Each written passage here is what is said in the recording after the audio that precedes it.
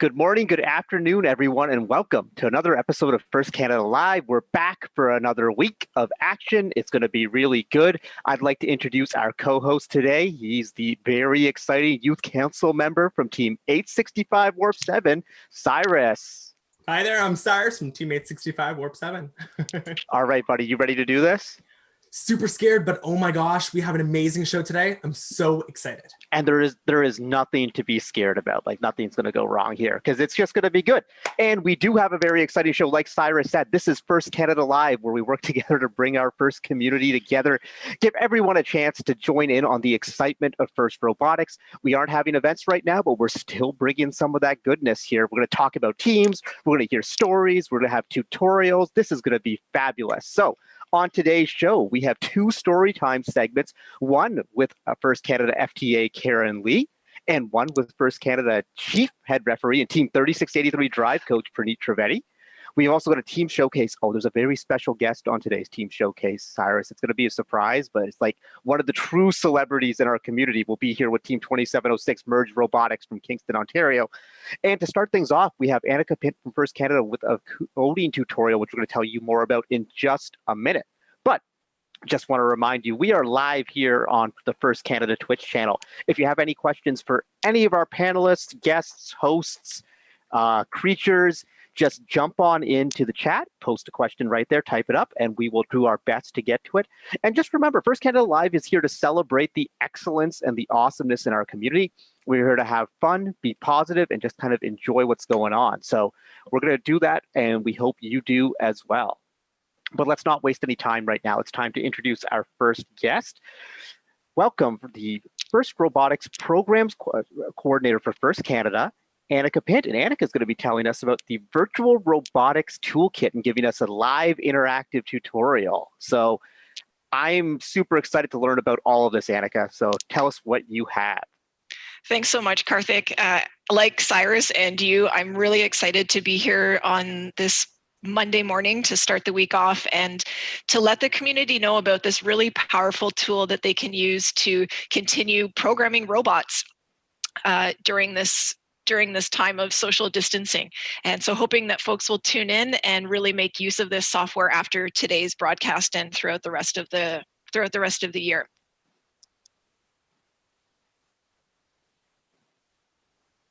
So let me start it off by letting you know the name of this tool. Just wanted to confirm that you can see the name too. I can see the name. Awesome. I can see it as well. So as you can tell, this amazing tool is called the Virtual Robotics Toolkit. And it's designed by a Canadian company called Cogmation. And to let you know a little bit more about it, it's a robotics simulator that's designed for use with Lego Mindstorms, and it allows users to design, build, program, and test virtual robots without the need for physical equipment or space for testing. So like this would be perfect for people who can't access their robots right now. Exactly. And you may be wondering, well, Lego Mindstorms, that's used by students on First Lego League teams. But let me tell you a little bit more about why this might appeal to other members of the First community as well. And to add on to my answer, not only is it great for people that don't have access to their robots right now, but it's actually great for people that don't have access to robots ever. So right. If you're at home and you don't have your own robotics kit, or if you're living in a remote area that it's hard to access that type of material, this is a really great tool. So it's funny you mentioned that, Annika, because last night I was actually on Amazon looking for Lego kits to buy just for something to do. Yep. And I could do this. Absolutely. And certainly there's that, that tactile component that's missing if you don't have the Lego at home, but there are a whole bunch of other really valuable skills and really cool things that you can do with this software that you can't do with the physical kits. So for FRC teams or FTC teams, I know that many of you recruit and support and even coach First Lego League teams. And so if you are wanting to find a way that you can continue to train and have the youth on those teams develop their skills during the off season, as you might be doing anyways, because First LEGO League season is over, this is a really great tool for that. And similarly for FTC teams, the virtual robotics toolkit is compatible not only with the LEGO Mindstorms EV3 programming software, but also with MakeCode. And this is sort of a new companion to the virtual robotics toolkit, but it's really similar to the blocks programming tool that's used by FTC teams. So that might be, again, a good way for teams to practice some of their coding and actually see the behavior of the robot resulting from those programs. And I know a lot of FRC teams also host FLL competitions throughout the season, and imagine if we could do that in a virtual way. And so that's something that we'll be exploring in the coming weeks and months to see if that's an option or a way to engage First LEGO League teams. And also, as I mentioned earlier, for those that don't have the opportunity to travel to actual competitions or that are just far away, remote communities could really use this tool. And lastly, as we've talked about, you don't really need not only the physical kits, but you don't really need a space or a challenge mat or those mission models with which to test your robot.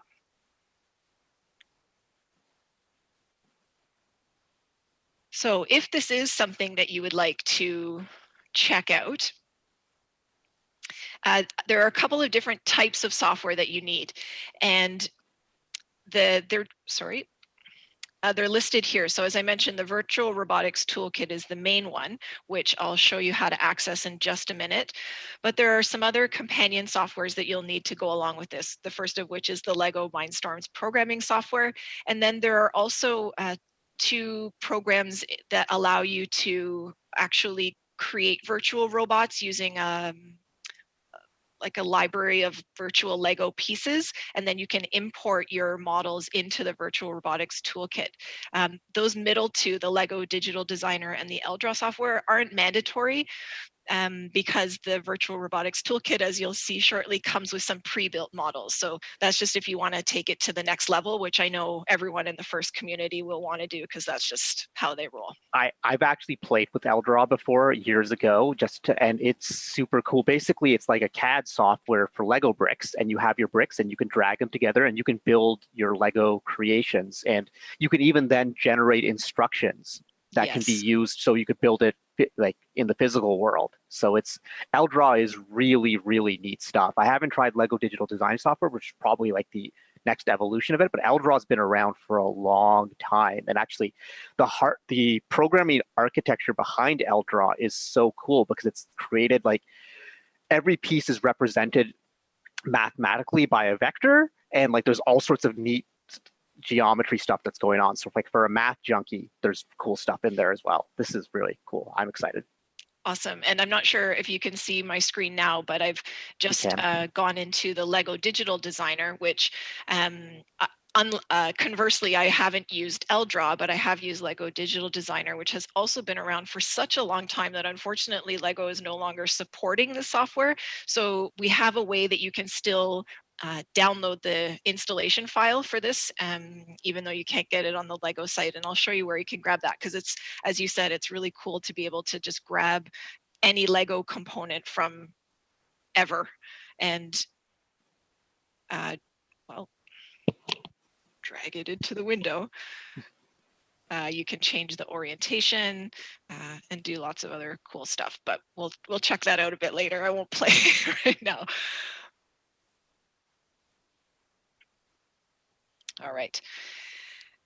So speaking of getting these different types of software, there is, thank you so much to funding from the CanCode program. We've actually been able to make the Virtual Robotics Toolkit available free to anyone in Canada using the information at the website listed on the screen right now.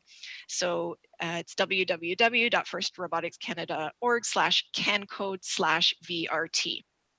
And when you get to that website, if you're within Canada, you'll notice that there's a license key that allows you to install this once you've once, I don't know, once you've downloaded the install file on your computer. And so I think I'll take you to that page just to take a quick look. Yeah, there it is. So this is the landing page for the Virtual Robotics Toolkit on the First Robotics Canada website. And not only can you access the software here, but you can also download the user guide, and you can also download the EV3 software from here. There are some additional resources like a VRT playlist. And as I mentioned, since Lego Digital Designer is no longer supported, you can access it like a direct download here, along with some existing designs if you don't want to build them from scratch in Lego Digital Designer. So, just to be clear here, Annika, this is all for free? This is all for free. Yep. Wow. So thank you to CanCode and First Canada for putting this together. This is such a great educational resource that just free, we had a question in chat. If you buy the applications, the thing where you sign into every device, or do you buy it on every computer? It's like, well, no, it's free. You just put it wherever you want to put it and use it and do your Lego first goodness.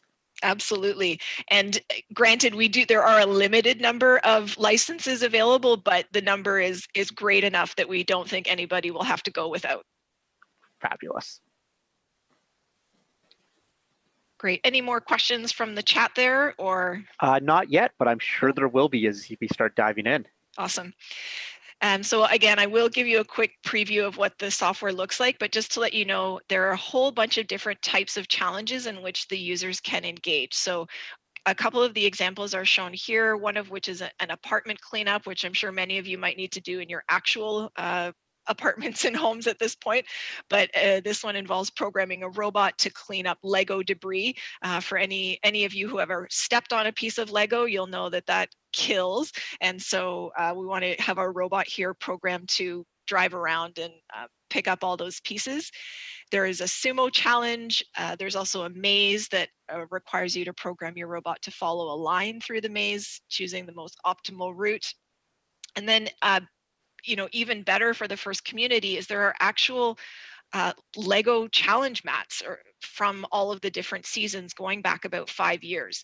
So 2 of them are shown here, but there's also an Animal Allies, and I think even a Trash Trek and Hydrodynamics. So once we open the software, I'll show you the full range of challenges that are available. And the other thing that's cool, I'll show you once we get in, is that you can change the view so that you can see all the different angles of the field and also of your robot. So let's take a look in there. Annika, does this work on all sorts of computers and tablets and phones, or is there specific kinds that people should be trying to set up? Great question. So let me just take you to this screen. So when you go to actually download the VRT, you get to a screen that looks like this. So it's actually only available for Windows and Mac, not yet available in sort of a cloud-based version. So it's a download, and it needs to be installed on one of these 2 types of devices.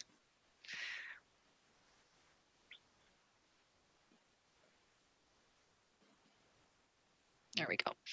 All right, so here we are in the Virtual Robotics Toolkit. This is like the home page or the landing page. And you can see, hopefully if I scroll up, that there are these different challenges in what's called the Sim Basics category, some of which I mentioned earlier, and a couple of others there, including soccer and the cleanup challenge, which we'll check out as well. There are some other competitions. I'll talk about that one after. As I mentioned, there are also some First Lego League challenge mats. So you can imagine the power for a First Lego League team who's practicing for their competition. The physics of the different mission models are very, almost precisely replicate the behavior of the real physical mission models. And even the developers have programmed in a level of randomness such that they don't always behave in exactly the same way as you want them to, like in real life, once there's been some wear and tear on the missions. Sometimes the car goes all the way out and sometimes it stops halfway. Exactly. And Cogbation has also partnered with other organizations to develop challenge mats for other competitions like WRO. And so you can check some of those out as well. For now, I think I'm going to go into this challenge called the Cleanup Challenge. Just to give you an idea of some of the different ways that you can move your robot around within the virtual environment. So one of the first ways that you can do that is by actually driving it. I'm guessing that this is like the teleop period on in FRC, where you're actually like driving it with a remote control. And so I'm going to, there we go. I'm going to just press this play button. And if I use the W, A, S, and D keys, I can actually drive my robot around on this platform. And the goal, you can see I don't yet have my good robot driver's license. I need some practice from a good drive coach. The goal here is to try and push these pieces off the platform in as little time as possible. And some of them are going to go by themselves. And I guess the goal is for you to not drive off the platform. You're just throwing them off into the mountains. I know, right? Just into the it was abyss. Very scary to me at first.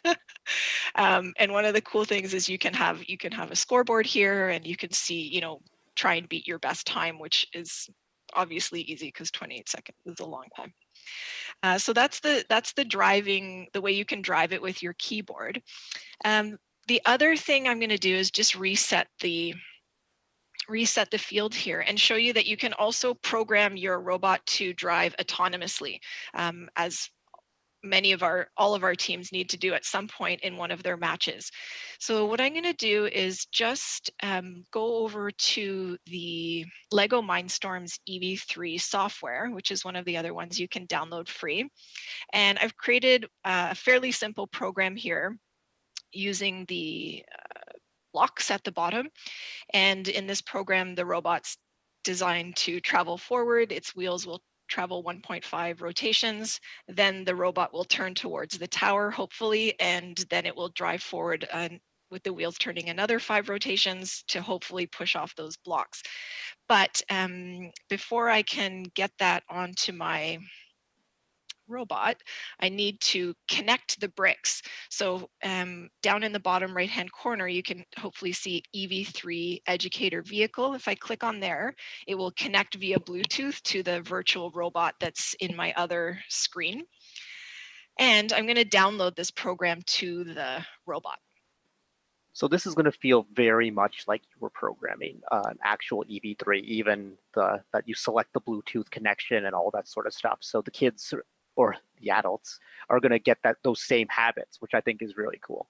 Exactly, and so similar that I actually need to press on the brick buttons to scroll through the different menus on the brick. So I'm going to go into my folder called First Canada Live, and I'm going to go down to that file called Drive Turn. See, I really like this because you're not going to develop, like sometimes when you do things in virtual simulations, you develop all these shortcuts around and so when you have to go into the real world, this is about any simulation that you do in any sort of industry. Oftentimes when making the translation to virtual, it's like, oh wait, they're mimicking it really directly. That's super, wow. Yeah, again, I'm so excited about this tool. I'm really glad that hopefully more and more people will get to know about the power of using it. And that's another great point. Yeah, to our audience, I've never seen this before. So this is all new to me. So apologize for my naive reactions here about being excited about super authentic little things. Okay, so I'm going to run it in the same way as I would on an actual robot. So it's going to, again, drive forward, turn towards the... Okay, so that... Boom, 8 seconds. Bam. Now, the crazy thing here is that I'm going to try it one more time just to see if it responds in the same way, because as I mentioned, the developers have programmed in a level of randomness that did not occur in that case. But the couple of the other times that I've run it, some of the way in which the tower falls, some of the pieces are left behind on the platform. And my program, as it is right now, doesn't allow me to clear any pieces that have kind of gone astray because the program stops at this point. So I just wanted to show you one other option. It's a little, and I just also to show you that you can get a little bit more advanced with the coding. So in this program, it actually makes use of the ultrasonic sensor, and what the robot does is it scans around looking for objects, and when it sees one, it will drive towards it indefinitely. And to prevent the robot from falling off the platform there, you'll notice that there's sort of a silver or a white border, and so there are some light sensors that detect once the robot has gotten too close to the edge, and it'll back it up and start to scan again, looking for stray, I don't know, stray items. So I'm going to download this one. You can hear that sound, means that it's downloaded. And if I go back into the virtual robotics toolkit and reset, then I'll find that program, which is called ultrasonic. And this worked before. I'm hoping, like in a real match, I'm hoping it works the same way. All right, 3, 2, 1, go. Please work. Da-da-da-da. Okay. Oh, so it scanned. Notice that it missed a couple of the components. It's going to, at least we know it's not falling off the platform. That is key, because those mountains do not look cushiony. It looks like it's seeing those yellow and blue. It was seeing those yellow and blue blocks, but also if you notice, I have to do a better, this is one of the robots that comes pre-built. What I would like to do if I had more time is to actually build one where the light sensors are a little bit farther back, because as soon as it gets to the edge, it backs up before pushing those blocks all the way. So I know that within the FIRST community, for all of you that decide to try these challenges, you're going to come up with way better robots and way better programs to help complete these challenges in way less than 54 seconds. This looks so amazing. Oh my goodness. This like software and just the way it all works together seems so powerful. Yeah, and I think what's really neat, and Cyrus, you can probably relate to this, as 865 does a lot of work with the FLL teams, is that as a mentor, I could play around with this at home before the FLL season starts to get myself familiar with programming. And then when I go into the school where they have the kit and the table and all that stuff, I'm ready to work with the kids. And this would be, and there's a natural link between this software and LabVIEW, which is used to program FRC robots. So if you start to understand this, like it can be a training tool for your FRC team, but also a way to set yourself up to be more effective first LEGO League mentors, which I think there's a lot of potential here. I think that's a really good point. I didn't even realize you can take this tool home and really practice and learn those skills, because I mean, I don't have the actual robot at home. I don't have the programs at home. So by having these programs and by having this virtualization, I can test the code before I get there and be able to show that and know what's going on. Talking to a lot of new FLL mentors, especially the ones who come from the FRC world, they always say they get nervous about going into the classroom for the first time, because they're like the industry expert, or like, oh, you build big robots at high school, and you want to always know the answers. And kids have so many questions, but this allows you to be a little bit more prepared. So that's, the confidence building there is really neat. Again, another great application within the FIRST community of this software. I also wanted to show you really quickly, I mentioned at the beginning that there's another software with which you can program the robots that's similar to the one used by FTC teams. It's called MakeCode. And I'll open a sample program really quickly in hopes that you can see how it is comparable, and also how you can send, upload programs to the virtual brick. And I see that that's taking a couple minutes, but there it is. Okay, so I'm actually going to take this out. What I can do here is create comparable programs to the ones that I made in the EV3 software. And you can actually make the robot do similar behaviors as you did using the EV3 software. So for example, if I wanted my robot to travel forward with the wheels turning 1.5 times, I can actually just run this right in the virtual environment. Okay, and it's going forever because I put it in a forever loop. And so it drove right off the platform, but I could use something like an on start block instead. And let's see if that stops it a little bit sooner.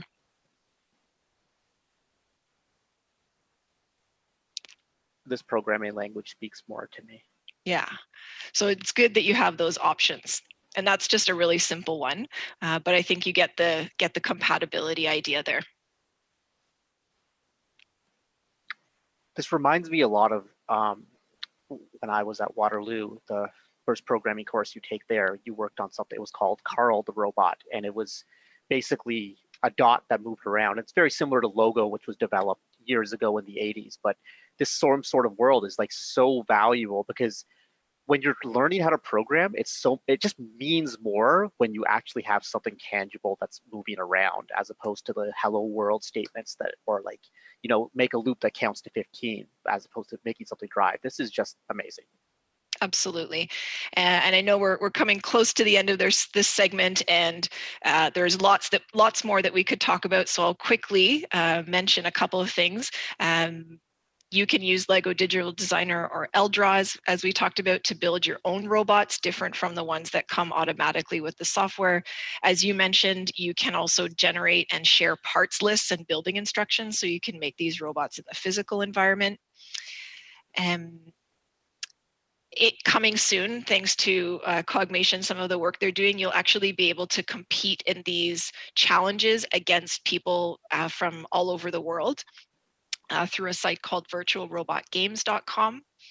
And so you can not only test yourself against your own best score, but against others. And there's also some kind of guided courses that you can sign up for, also free. Here's the link to one by Robots Got Talents called STEM Hero. And I won't find out from the audience at this point how likely you are to either try this yourself or recommend it to others, but I hope everyone is going to do that. And lastly, mention some really great resources that you can use to become more familiar both with the Virtual Robotics Toolkit and also with the Lego Digital Designer or the LDRAW software, so that you can become really proficient in the use of both.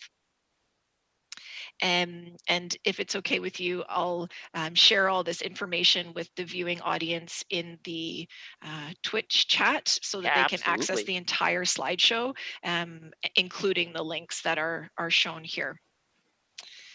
So again, I'm really grateful for this opportunity to have to tell everybody about this great tool. Thanks to, again, CanCode for making it available to everyone free, and also to Cogmation for creating it in the first place. Look forward to also other opportunities to get involved and to learn more about using this in the coming weeks and months. Oh, no, thank you, Annika, for sharing this with the community. This is a really cool set of resources. I'd say I'm sold on them, but they're free thanks to CanCode, so don't even have to do that. So thank you for being on. And before we get to our next segment, let's take a word from our sponsors.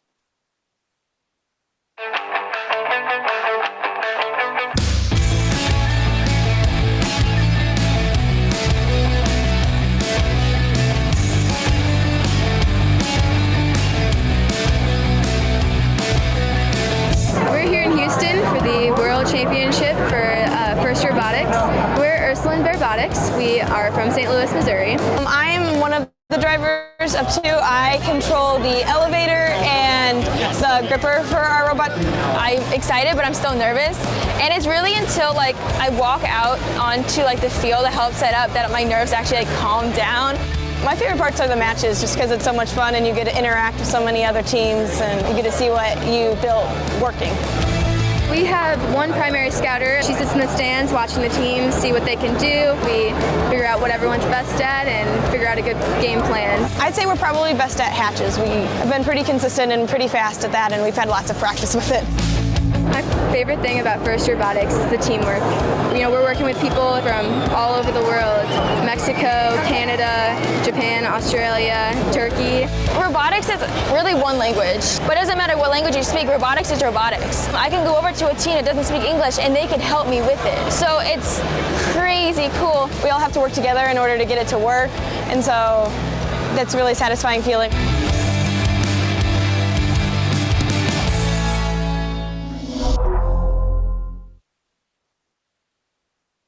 Oh, thank you, Boeing, for all the amazing support. Cyrus, so we've done virtual robots now, but it's story time. You ready? I'm so ready. Let's dive in. All right, let's welcome to the show Karen Lee, First Canada FTA, alum of Team 771. Oh, and Karen's got a special guest as well. Karen also is a founder of her own business, which we might talk a little bit about later on today. But Karen, do you want to introduce who you, Oh, you gone. want to come back, buddy?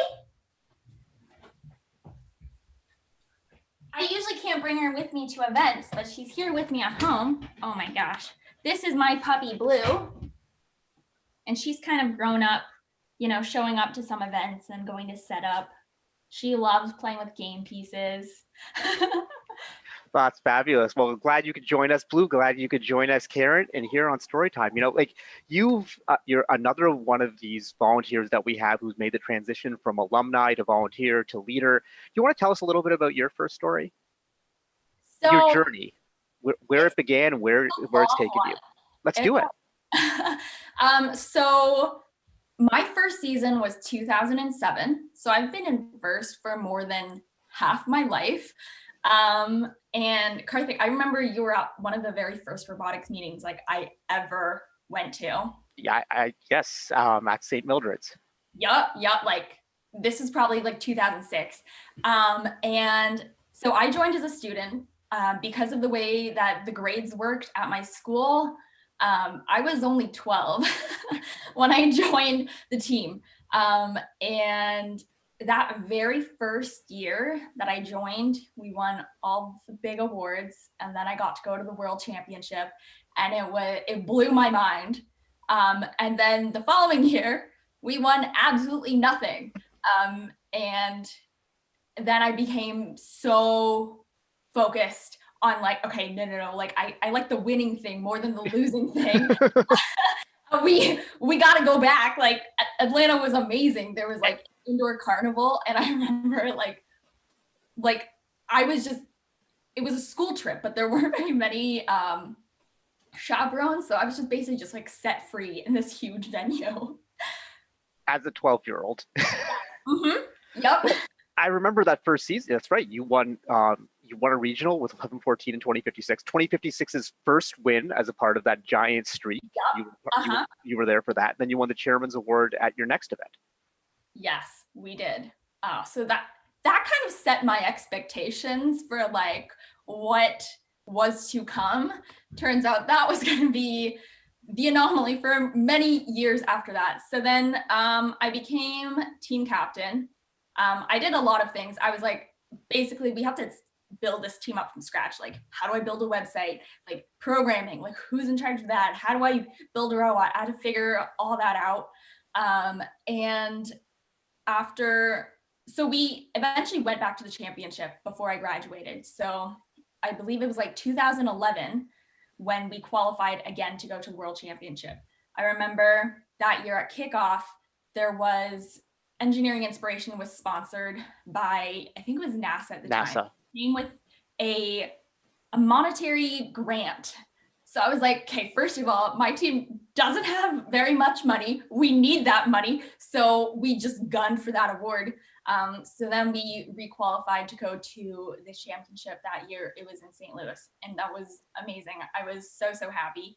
And then my team qualified for many years after that because I learned that succession planning is key to success. And then after I graduated as a team member, then that's when I started volunteering. and I started volunteering. I was a scorekeeper because I wanted the best seat in the house with no real responsibilities for like making calls or anything like that. I was going to say, you have like a major responsibility. You start and stop the matches. Yes, Well, start yes, them, at least. but I don't make that call. True. I'm just told by other people, like, okay, 3, 2, 1, go. And then once Ontario went into districts, then that was when I was asked if I would be interested in being an FTA.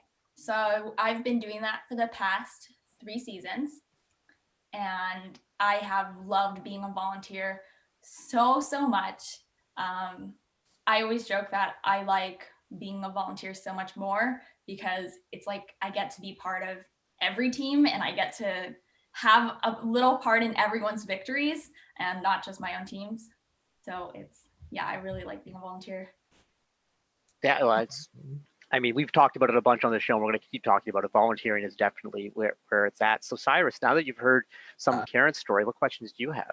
My biggest question for you, Karen, is like, what was your proudest moment in first? What made you go like, wow, oh my gosh, this is why I'm here?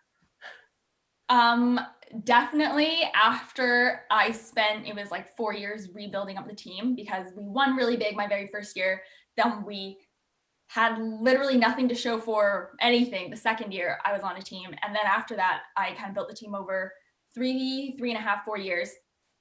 And then when I won that Engineering Inspiration Award in Pittsburgh in 2011, that was when I was like, this is it, you guys. like this is what it's about. All the hard work has paid off. And I know that my time on a team is about 2 years longer than anyone else. So I had that extra time. But yeah, that was my proudest moment. But I think what I always tell people that I'm most proud of that I accomplished as a student was a legacy I left behind, which was that after I graduated the team continued to win and go back to the World Championship. It didn't just end with me. That's amazing. That was that succession planning you were talking about, right? Mm-hmm. That's awesome. So, Karen, you said you did this, longer than anyone in high school. You did it for 6 years in high school, and now you keep coming back as a volunteer. Did you have like a favorite story, or just a story that you want to share with Cyrus and I and everyone watching First Canada Live?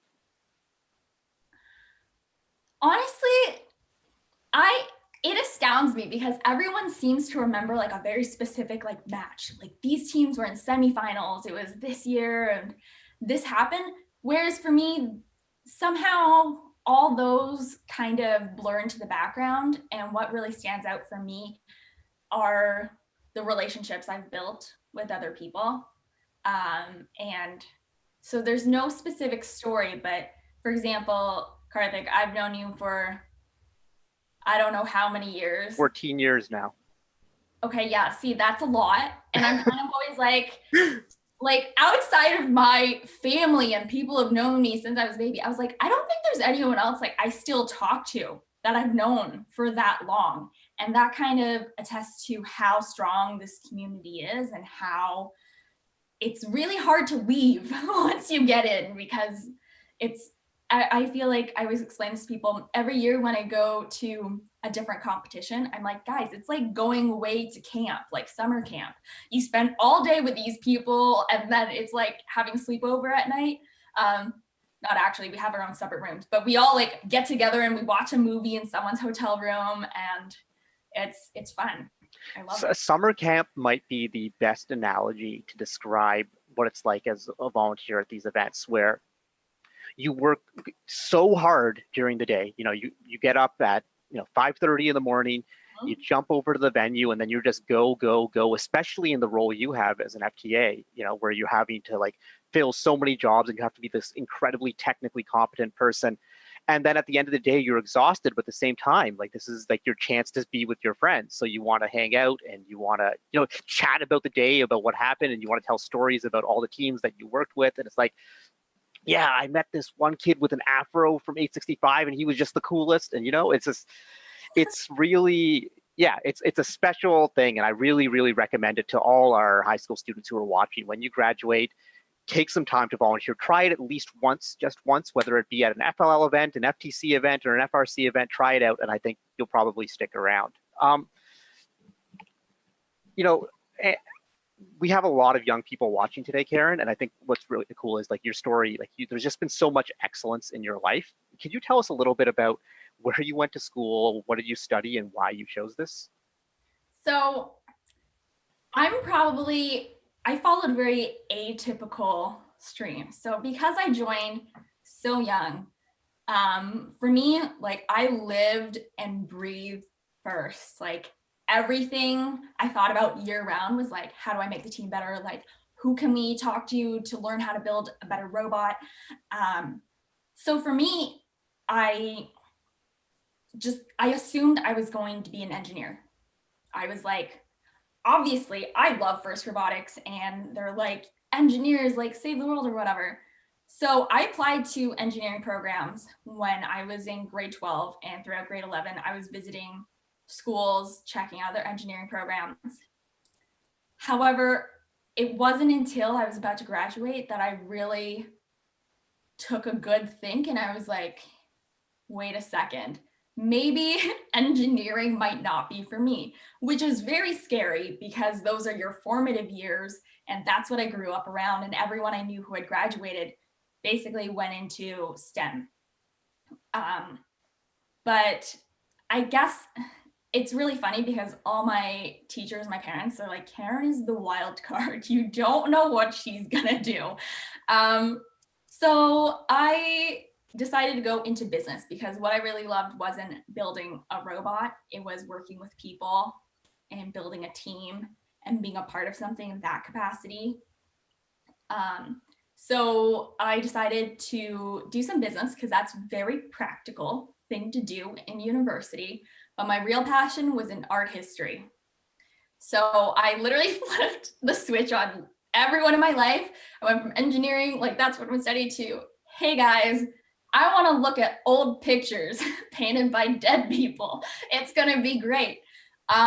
So that's what I did. I did 2 years of art history at Western, and then I did 2 years at IB. The business school at Western. And I am so glad I decided to study what I was really passionate about, because I did my undergrad at Western, and then I did a dual master's program right after that, which I will get into. But it's the art history that has stuck with me throughout this whole time, because it's all about stories and taught me how to look at the world with a critical lens. And I think that's kind of the purpose of post-secondary education. It's to develop a lens with which you will look at the world for hopefully the rest of your life. So I'm really glad I did that. And with art history, I think there's something that people don't necessarily realize about art history, but art history is like this true interdisciplinary program, because obviously you need to have a basis in history to understand why the art matters, but you have to have a basis in sociology because the art depicts human life and interactions of that sort of way. You have to understand the scientific discoveries of what was going on at the time. Art history is almost like a cross section of all studies during that time period. And then there's like a severe mathematical relationship to it, because you can draw all these inferences. Like, so much of art is based in the mathematics of the time. And like, this is why I'm a math guy, I'm a numbers guy, and people are always like, you like art history? And I'm like, yeah, like there's nothing I'd rather do than like just like go to a museum for 8 hours and just to learn about this sort of stuff. And the sort of connections you make are so valuable when it comes to solving problems. Because like with art history, you look at a picture and it's like, figure it out.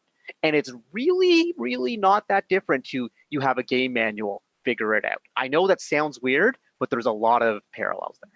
Yeah, and what I think is really cool is that if you think of FIRST and you are a complete outsider and you're looking in, there's all this jargon, there's a whole language, like what are you looking at and how do you analyze a game?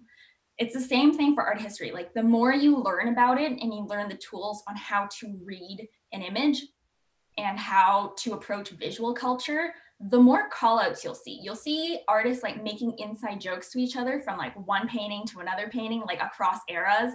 And there is actually a lot of math and science involved, especially throughout the Renaissance. Like all the great artists were also like the most biggest brilliant engineers. Yeah, they were 100% engineers. Like you think of Da Vinci, like he was the Renaissance man for a reason. He was an artist, he was an inventor, he was a mathematician. So that's really cool. And I also think of art as you're looking at the primary documents with how people saw the world at the time. And that's kind of the legacy they left behind. So it's kind of hearing the stories from the people who are there. So that's why art, in case anyone's like, that's so random. I took it in high school as well. So then I studied business. And once I was done my 4th year at Ivy, I didn't feel ready for the real world. I felt like there was still more to learn and more to do. And because of my background in art history, which is very much like world cultural based, I wanted to study international business. So I did a dual master's program. I got a Master of Science in International Business from Ivy, and I got something called Masters of International Management from an organization called SEMS, which is based in Europe. And it's a conglomerate of the top business schools from every country. So every country, there's only one business school representing them. And when you go on exchange, which is mandatory, your class is made up of one student from each one of those schools. So you get to learn about people's cultures and how business interacts. And again, it ties back to robotics because at a competition setting, it's all about how can you work with other people in a joint alliance, whereas international business, it's basically all about joint ventures and how can everyone contribute to a greater project. That sounds so awesome. Yeah. Oh my gosh. May I ask a really quick question? Yeah, totally. So after all of your studies and after all these amazing, amazing things, where did you end up landing a career and how do you feel that first inspired that? So I decided to take a gap year after my master's because I was literally in school for like 3 years straight because I did undergrad and my master's back to back. So when I finally decided to sit down and take a moment, then I was applying to jobs in tech industry because that's, again, I was kind of going back to what I missed out on. And I saw all my engineering friends and they had these product manager jobs. And I was like, that's kind of cool. Like that's seeing a project through. It has some business, it has some tech elements. But as I was going through that process, I became obsessed with this idea, this business idea I had, and I decided to pursue that. So that's how I got into entrepreneurship. So I have my own business. It's called Glow Beauty. It's a peer-to-peer marketplace for beauty lovers, which is also like kind of out of left field because I was not into beauty industry like at all until I came across this problem and I was like, I have to solve this, you guys. Like it's like the 21st century. Why are people conducting transactions through private messages on Facebook when it should just be like any other marketplace? Like you're trying to sell your car, there's a site for that. You just make the listing and someone will come along, ask some questions, but it wasn't like that for beauty. And I think a lot of that is because most of these marketplace websites are built by dudes in Silicon Valley who want to solve problems that are within their purview and things that they come across in their life. And beauty is its own little niche that's specific mostly just to women. So I decided to take on and try and do my own startup, which I've been doing for about 1.5 years. And honestly, that all goes back to first, because when I was a student on the team, it was all about how can I build up an organization to be better and like solve a problem. And I was so lucky that when I was a student, the administrators and the teachers at my school gave me so much free reign to take on my own projects. And if I was like, hey, I want to buy these gearboxes for next year because that's what Alum 14 used on their robot last year and it costs X number of dollars, they'd be like, great. If you can raise the money, you can buy that. And I'd be like, okay, cool. Money making scheme. Like, what can we do? So that's how it ties back to my first experience. That's awesome. So, I mean, the fact that you have your own business at this age is like super impressive and all that. But, you know, at this point, normally in the show, we ask people, you know, do you have any advice for students? But specifically, do you have any advice for all the budding entrepreneurs in our community? Because I know at events, I speak to students all the time and they just have these ideas and then they just don't know how to make that next step. And sometimes it pains me because I think of the smartest people I've known since, you know, having gone to like very exclusive schools and whatever. I've known a lot of brilliant people. And so many of them, you know, today are just working for other people. And then there's these others who had good ideas, but may not have been as brilliant, let's say, but they had something about them that allowed them to start a business and that. So like, what advice do you have for someone on how do you take a good idea and turn it into something tangible? I think everyone has good ideas. But what everyone doesn't have is the courage to act upon it. I think you can go to the best schools for anything. It can be, but there is no school for teaching you how to take initiative and taking a risk. So I know a lot of people who are always like, you know what, I'm going to work for someone and then I'm going to start my own thing. But I decided to jump into it right now because I basically have nothing to lose. Like, I don't have a mortgage. I don't have dependents that are calling on me to put food on the table. So I'm using that privileged position in my life on timeline wise on where I am to just do it and take a risk, because that's still work experience. And even if this doesn't work out, I have a great story to tell at the end. But yeah, I think the biggest advice I can would be like, don't look at the big picture, zoom in just a little bit. What's your next step and how can you make that happen? Which is what I learned when I was on a team. Like, the bigger picture was, I want to go to the world championship. And then it was zooming back in to be like, okay, first we need to do outreach. What's the easiest outreach we can do? And then start building it step by step like that. But the biggest advice would just be like, just do it. Do it and fail. And then you'll learn something for next time, because doing your own thing, it's really hard. Not just because you're kind of on your own, but also because you see everyone else around you and they're kind of on a more typical path where it's kind of like, you go to school, you work for X company because they recruited at your school. And you just have to learn how to fail early and how to kind of stand on your own and own your own story and your own narrative. And just do that as early as you can. Like, it doesn't matter how old you are. You can, like, there will never be a perfect time. So you might as well just do it now. I think that's a really, really good point. I mean, from someone who has personally made lots of failures and lots of mistakes, I think there's so much opportunity in a mistake to learn so much. And honestly, I hate to even use the word mistake. It's a learning opportunity at the end of the day. Yeah, it's how you frame it. Yeah. And can I ask you another question, if that's okay? I was curious, like, was there one person in your life that really inspired you to be as risk-taking and as motivated as you are? Honestly, I kind of look up to the people I admire most, and I'm kind of like, how did they start their journey? People I look up to can be like, for example, Taylor Swift, and how she's all about like owning her own content and how she's always been her own boss. Or another hero of mine is Sarah Blakely. She was the youngest self-made billionaire a while ago. She's the founder of Spanx, and just having those stories on hold. So there's a podcast that I love. It's called How I Built This. And when I need inspiration, I go and listen to those founder stories.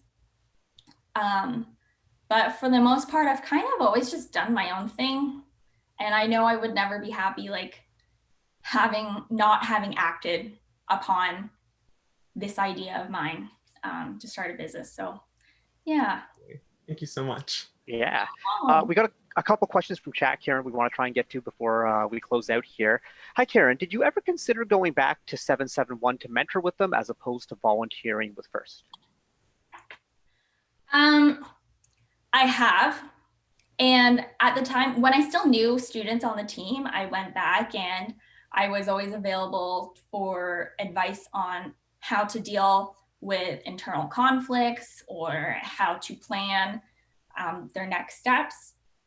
But I feel like because I spent so long on that team that I kind of really felt like I wanted to kind of explore something else. I always call it like, that was my Narnia. I don't know if people still read that book, but it's kind of like you learned everything you could from that world, and now it's time to move on to something else. So I always want to grow and make mistakes elsewhere in different capacities, and kind of always look forward. Earlier, you said you had a story you wanted to tell at the end. We are approaching the end, so this is your chance. I did? You did. Well, do you remember the context? No. Cyrus? I'm honestly not sure as well. That's okay. We can go to another question from chat because we have those too, and then maybe it'll come back to us. This is a really good question I see here. Yeah. Jump in with Cyrus. Not sure how long this question will be to answer, but really briefly, what is one big tip you have for an individual trying to strive for continuity of a team and setting those structures to be ready for years and years to come? Oh gosh. Number one biggest thing you would say? The biggest thing would be run the team as if the next person in line is in charge. That's really good. So as a leader, you're more of a coach on how you would handle a situation and coach other people on how to be a leader before you're gone. So succession planning happens while you're still there. And if you were to remove yourself, like, would everything be fine? You should make yourself replaceable. Okay, that's awesome. All right, one last question. And this is, you talked about how when you were on a team, you were kind of involved with everything. And then you thought about engineering, but then you went on to the world of business, the world of art history. But as a First volunteer, your role is First technical advisor, and you are the technical representative at the event. And the FTA requires so many different technical competencies. How are you able to keep up with that level of knowledge? Well, I have a pretty good memory. So I generally just watch how it's done the first time, and then I just learn how to do it. It's a lot of learning on the job. So that's how I've been able to keep up, because I always like to think that technical skills, you can learn them, but it's the other parts of the FTA job, such as the conflict resolution. And I always call myself the troubleshooter in chief, and knowing how to troubleshoot humans is kind of something that takes a little more practice and some more time to learn.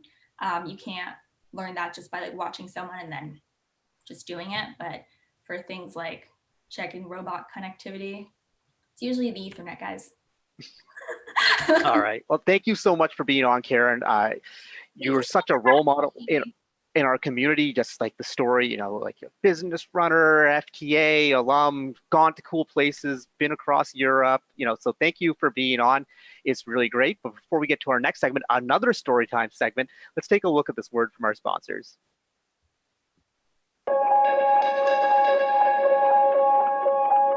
When I was applying for co-ops, I was really looking for a place that would allow me to have the greatest amount of experience. And since Hatch is such a big company, I knew that I would be able to get involved with all the different groups that the company offers. What surprised me about working at Hatch was the amount of responsibility that you're given very quickly, once you start. There's so many opportunities to learn, not just from specialists in the field, but also from something like Lunch and Learns, or even safety shares. So it's not something technical that I'm learning, but something that might help me in my everyday life. for me to be able to just walk into their office and ask them whatever I want, to schedule a meeting whenever I want, to be able to work directly with them on building things was an insanely good experience. As a student, I am as much valued as the other employees that are here. I enjoy working here because people are very friendly, and this environment that they created has been more than absolute perfect.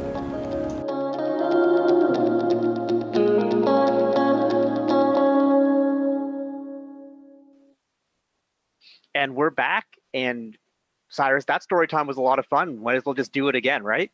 Let's do it.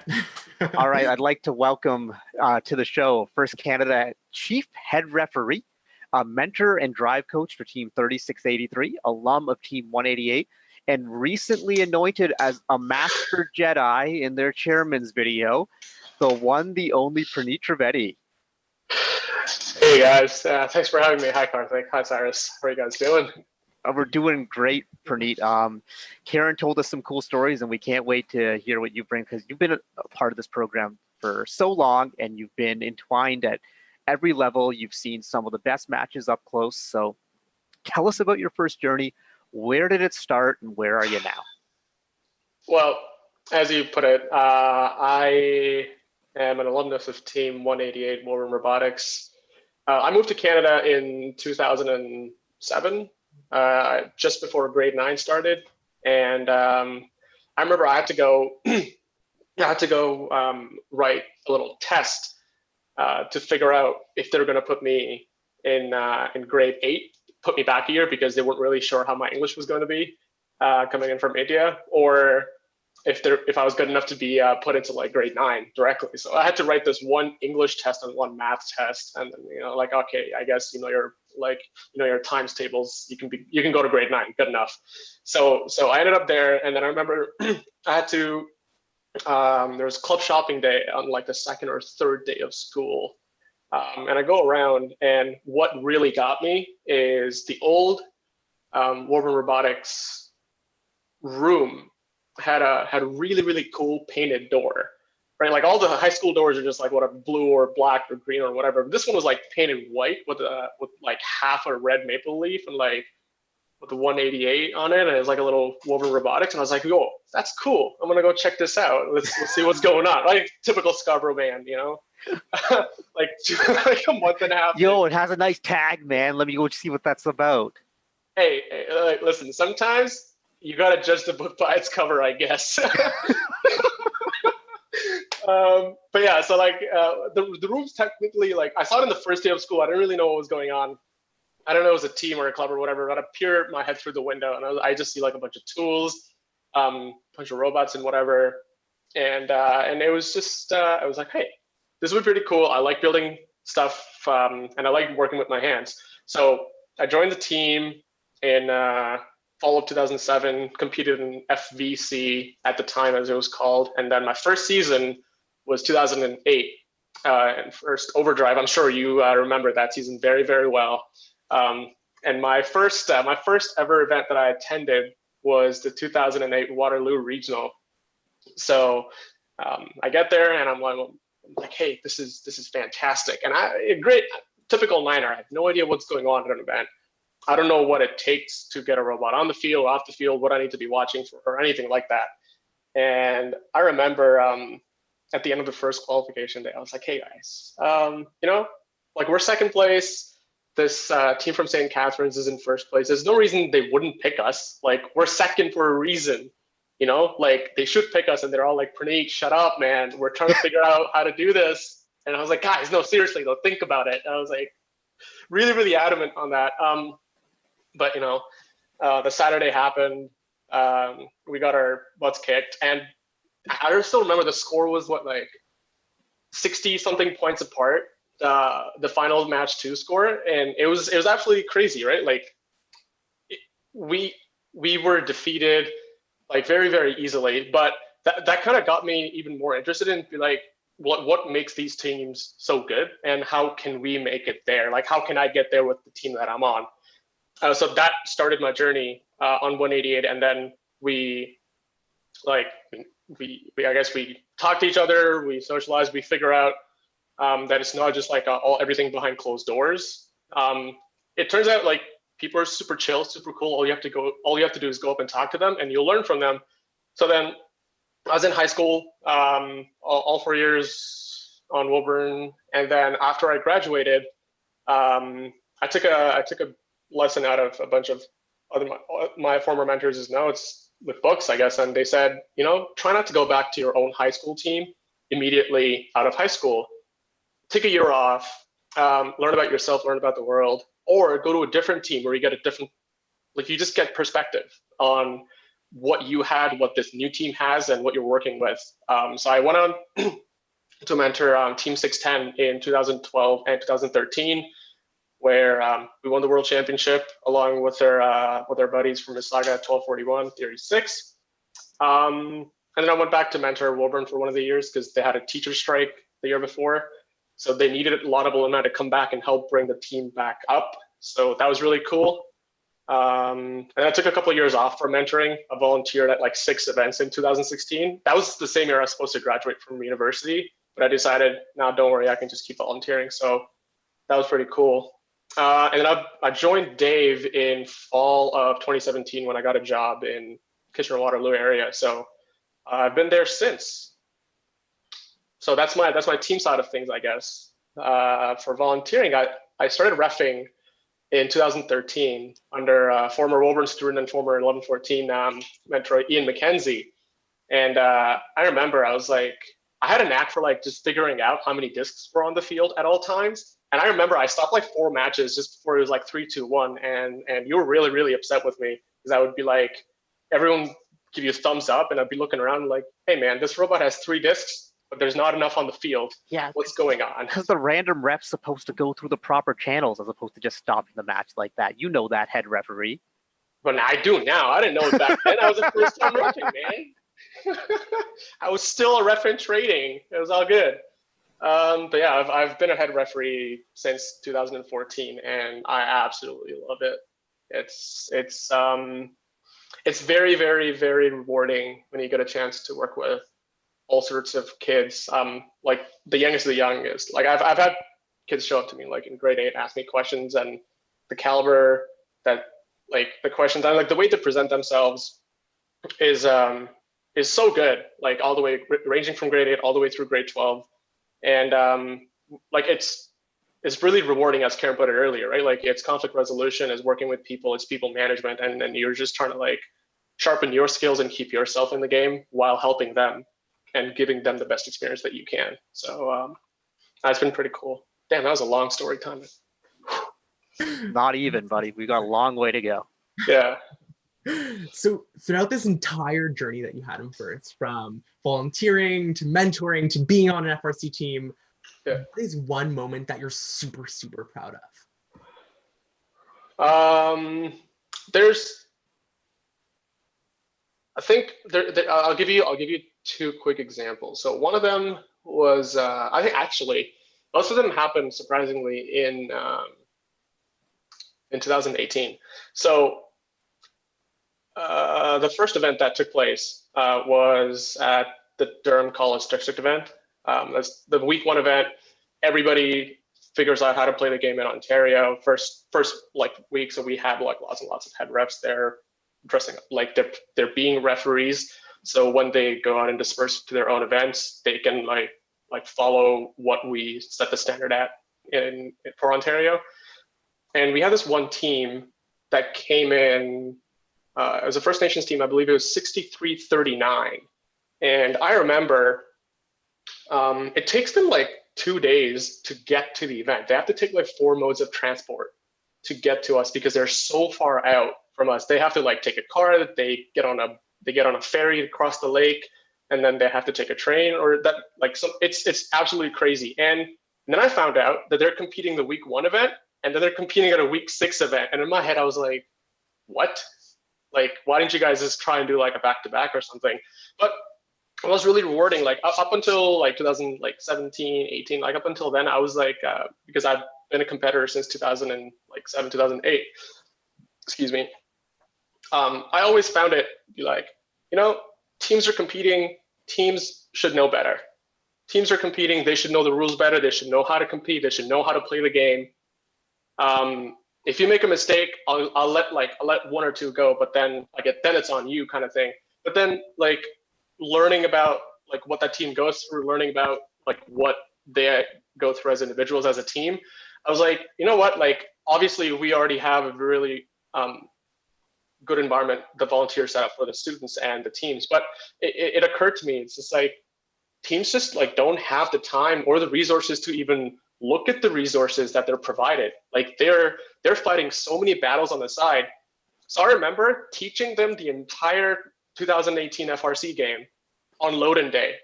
Like they just had the robot in the field, and I was like, all right, guys, let's just bust out the manual and let's just go through all the rules together.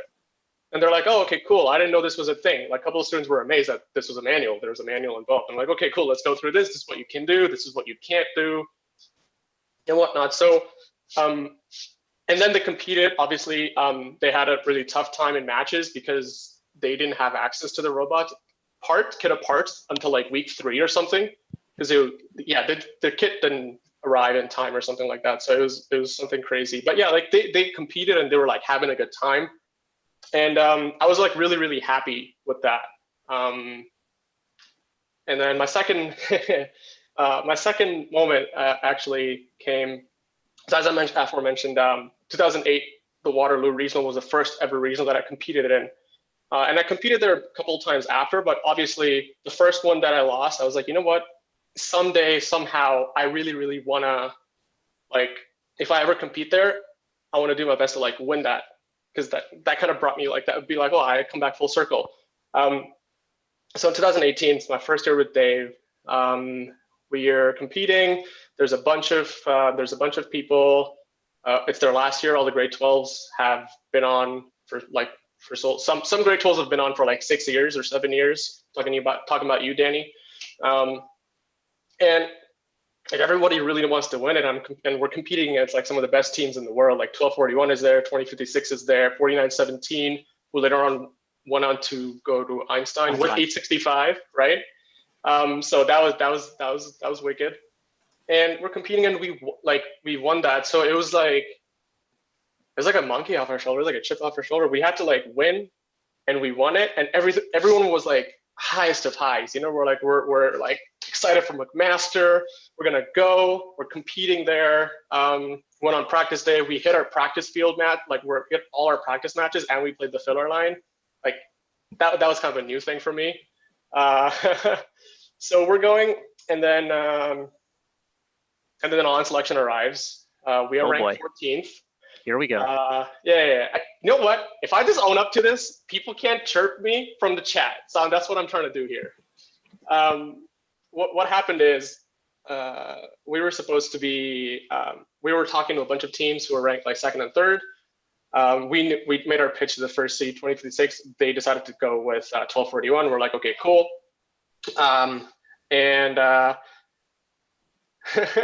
So we were talking to team 4976, Revolt Robotics, and who was the 3rd seeded team. The 2nd seeded team was 2200 Robotics, and Bocek, their lead mentor, Adam Bocek. I hadn't talked to him basically all of Sunday because we were trying to figure out if we would be the best match. Our strategy was like, you know what? I feel like we would stand a better chance from the 3rd seed because we'd get a better 3rd pick back. And there's not much difference in the bracket when you see the 2nd or 3rd seed. We're like, okay, cool. He hasn't come talk to us. We're not going to talk to him. We'll let him do his thing. We'll do our thing. And data-wise, they should have just picked 1325 because like Inverse Paradox was technically a better robot than us. They were really insanely good. Yeah. So I was like, okay, you know what? We're good. And we're sitting down in like the first row of the stands. And we're like 4976 and us, we've already talked about our picks. We've talked about our like pick list. We've already stoned each other, everything. We have a plan. And then our name gets called up and somebody taps me on the shoulder, like, Pranit, we got picked. I'm like, yeah, cool. And like the kid's going, like our student is going down and like, he looks at me and I give him, all right, you're good. I give him like a double thumbs up. He's like, okay, cool. So he's going. And then someone taps me, he's like, wait, it's not Revolt, it's 2200. And I was like, what? And I look up and I look at them like, wait, this is the second alliance. This is not what we agreed about. So I look at the team, we're like, oh, that's a revolt. That's not the same team. There's like so many things going on. This is like the longest 2.5 seconds of my life. And from the stands, this is where the mistake happened. I yelled, Ryan, no, as in, oh no, this is not good. But that was supposed to happen in my head. It came out. So this kid's already read out all the sponsors. And then I'm yelling like halfway through. Yeah, I'm reading all the, he's already read the sponsors. And then it was out loud and I like yelled out. And he just smiles at me. He's like, this clown mentor, what's he doing? He needs to know how to do math. Thank you for the F in chat. Yeah, it was, honestly, it was rough for a second. And then I was like, why did I do that? And then he walks off. Obviously, anyone who knows anything about alliance selections, once you decline, you cannot get picked again. But you basically cross your fingers. You hope you end up in the top 8 so you can play in the playoff tournament. So now we're just sitting back, relaxing, and obviously we had picks. We had to figure out, hey, are we gonna make it in the top 8? I was like, it's not looking like it because we were. It's tight. So like, we'll see what happens. So I just left the stands. I went and sat out in the hall. I'm like, let's see what happens.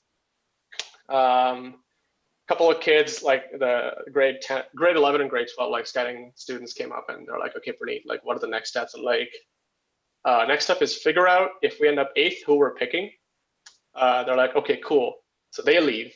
And then I think I was just sitting in the hall with Rishi, and the drive team doesn't know what's going on right now because they're practicing and they're figuring out autos in the pits somewhere. So that was cool. So I'm just sitting in the thing with Rishi, and Rishi is looking at me. He's like, yo, what'd you do? And I was like, I don't know what I did. Why did I say it out loud?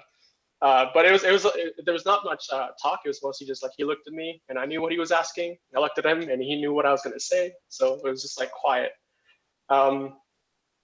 And then obviously we ended up 9th, didn't make the playoffs. And then the drive team found out, and then everyone went home. But this is the sad part of the story. What makes me really proud is how the team came out of it.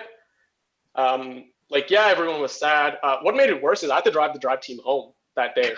So that was brutal. Like, they're all sitting in my car, and yeah, it was just like, I think it was Danny. Like, hey, Pranit, remember that time like we didn't make the playoffs? And I was like, yeah, man, what didn't happen like 3 hours ago or something? He's like, yeah, thanks, buddy. I was like, oh, dude, it was rough.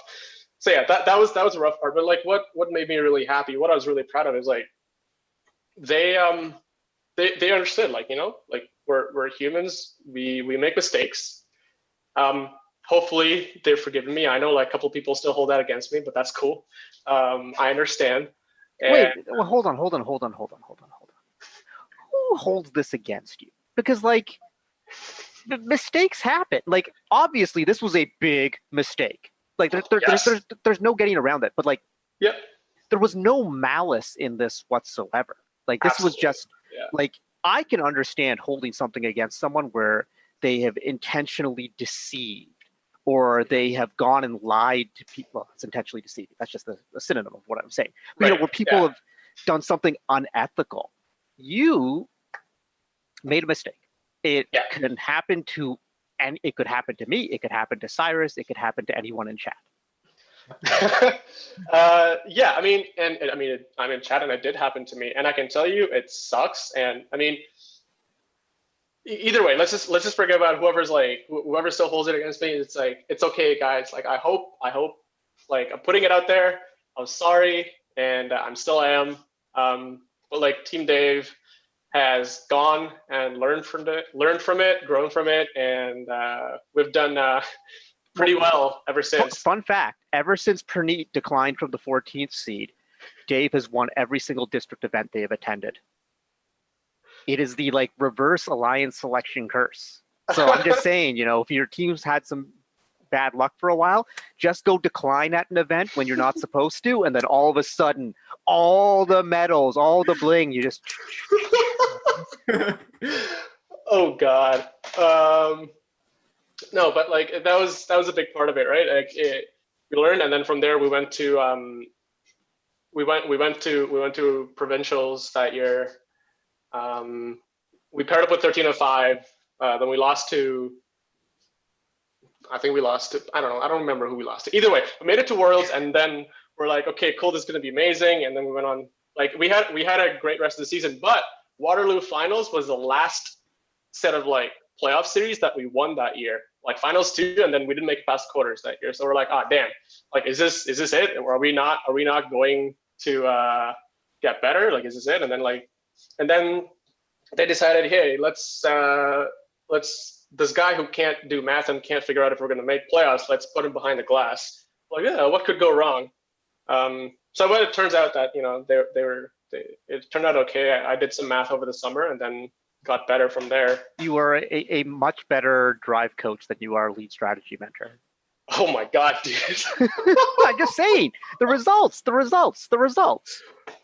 Oh my God. I mean, you're a very good drive coach. Numbers speak for themselves. Yeah. It's like the risk I took was calculated, but man, am I bad at math. Yeah. Yeah. So that was, I think that's what made me really proud, is like the kids learned from it. Obviously, we still meme about it on the team all the time. Like, and I'm in like so many different chats on Facebook and like with a bunch of robotics mentors, and it's like it gets brought up all the time. And obviously, that's why I brought it up. I was like the first to bring it up right now before it gets asked on the side. So well, I can tell you this one, Pranit, and you might not know this, but there was a group of us right after it happened where we all decided that we weren't going to bring this up as a joke until you started bringing it up and you were comfortable. Because as your friends, we were like, we knew at one point this would be a hilarious story down the road, but we knew that, but we wanted to make sure that you had time to get over this, because we didn't.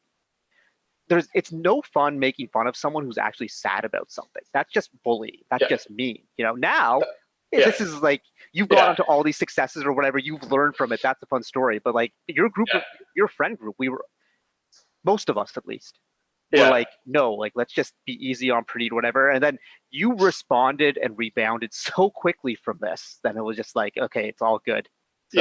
Yeah. Rishi said, you said it in the chat, like the joke started the next day. So I was like, yeah.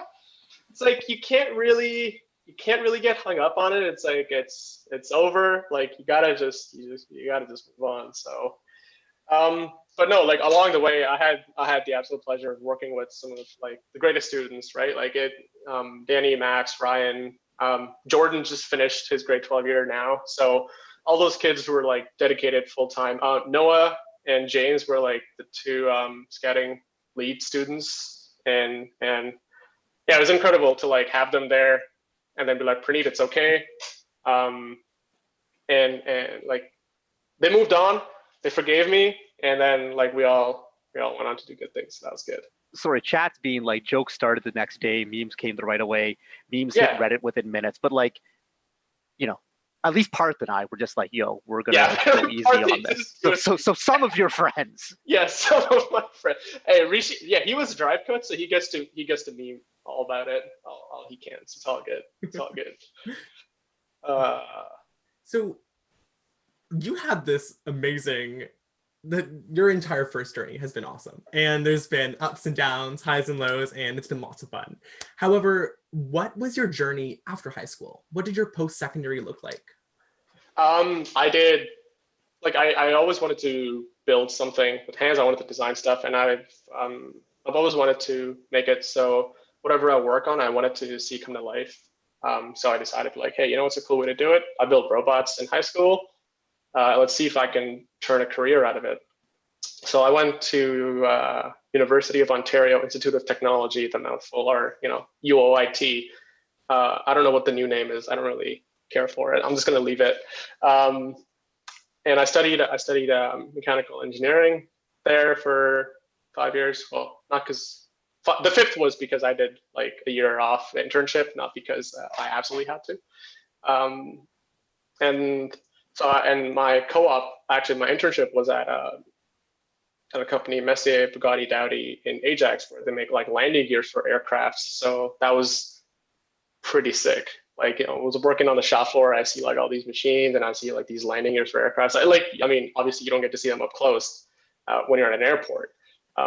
So that's pretty cool. And then I didn't want to be like jump at the first opportunity of like any employment that you get. I wanted to be like, I was really selective about it because I kind of had an idea of what I wanted to do. So I waited for a few months. I waited for like 6 months, and then nothing that came by that really caught my eye. So I was like, you know what? I wanted to challenge myself, and we all know like software and like AI is like kind of be like the next thing in the future, and it's already established itself. So I worked as like an API developer in downtown Toronto for like 14, 15 months. And then it's a pretty good challenge, learned a lot. And then, but like, you know, at the back of my head, I was like, I gotta find something mechanical. I want to design something, pardon me, and I want to build something. And I kept that in mind. And then I found a job at AvidBots, a company that makes like industrial, like self-driving, like robotic industrial floor scrubbers. And then I worked there for about 1.5 years. And then I work at ATS now, an automation company. So it's basically, I'm building one-off tooling for a different challenge every 6 to 8 months, like we do for First Robotics every year. So it's pretty cool. Sounds awesome.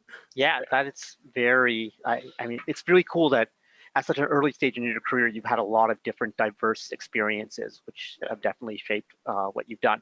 We're running down here on time, Pranit, but we do want to get to some questions. We talked a lot about to various volunteers, you know, in these storytime segments.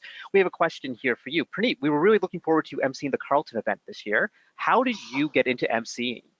Oh man, okay. Well, first of all, I was really looking forward to emceeing the very first Carleton event as well. I'm obviously saddened by the whole season being canceled, but hopefully we can come out with a bang next year. So how did I get into emceeing? It started, it started as a lot of jokes with Karthik. I was like, hey Karthik, how stupid would it be if you gave like Parth and me the mic? You know, it could be like the Parth and Pranit show. And we joked about it all the time.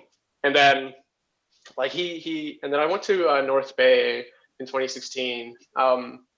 And I didn't really have a role. I was just there to like hang out by the field and like just chill with people. It was actually one of the first events for a new head ref, Picard Garg. You might know him. He does the McMaster event every year since. And I was like, you know what? I'll be there if he needs a hand or whatever. So I was in the consulting role, and I asked Mr. Bredner, and be like, hey, would you be upset if I just emceed a few matches? He's like, I guess, but don't do anything stupid. I was like, all right, cool. I can promise you that. And then he was like, fine. So I put on shades and I put on like a toque, obviously indoors, but it's in North Bay, so it was cold.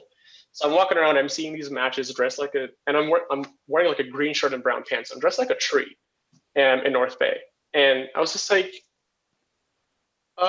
this is pretty cool. So I messaged Karthik. I was like, hey dude, like I know I did a bunch of stupid stuff and you like, I memed about it with Parth, but like, can I MC an event next year? Is basically what I straight up said after having MC'd like 4 matches. And he said, yeah, but like, I'm gonna have to train you at Fall Fiesta first. So I was like, okay, cool. So I go to Fall Fiesta, I get trained with a bunch of people. It was like an awesome experience. And then the first ever event that I MC'd myself was a 2017 University of Waterloo District event, which had the infamous 5 finals matches where Summon Alliance won like, yeah, it was crazy. Something stack light, something field vault. But yeah, that was pretty cool. Well, thank you, Pranit, for that story. And like, you know, with so many of our volunteers, the way you get into a volunteer role is to just ask. And sometimes we'll be out there looking, but you know, if there's a volunteer role that you're excited about, find a volunteer in an event who's already doing that role and ask them, how do I get into this? How do I get involved? And we will do our best to make something happen for you. So Pranit, that was a great segment. Thank you so much for telling your stories. And I think it's really important for our audience to understand that even the best, and Pranit is one of the best strategists out there in all of FIRST, make mistakes. And it's not about the mistake you make, but how you react from it and how you move on from that. And so that's really cool. Some great advice, great stories. Thank you so much for being on, Pranit. And now a word from our sponsors.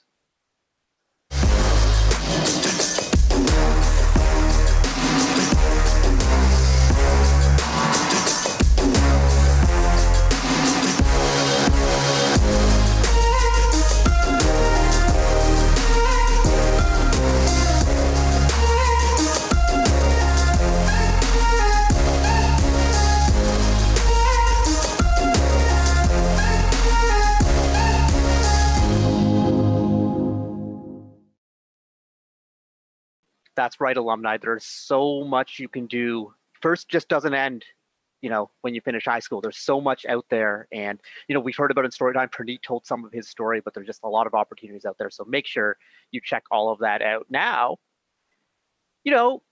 it's time for a team showcase, Cyrus. We haven't done one all episode long. We have not. And I think let's check out some robots. Yeah, that's right. And we're bringing on Team 2706, Merge Robotics from Ottawa, Ontario. They've been doing FRC since the 2016 season. They were District Engineering Inspiration winners the past 2 seasons and division finalists on the daily division of the championship in 2018. So please welcome Ishan, Ethan, and Dana from Team 2706 and a special, the celebrity, the rock star of Team 2706. Hey, Shep, how's it going, Shep? Oh, yeah, I know you're excited about being on First Canada Live. Yeah, Pranit and Karen were really interesting. Okay, time for Shep to take over the show in 2706. So take it away.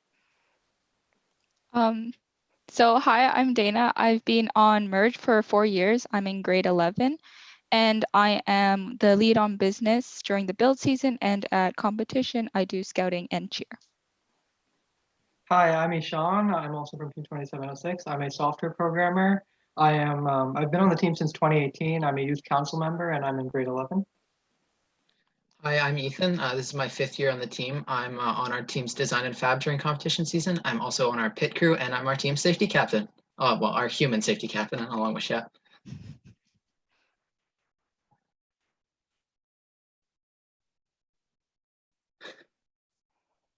All right, let's hear a little bit about this team and this robot.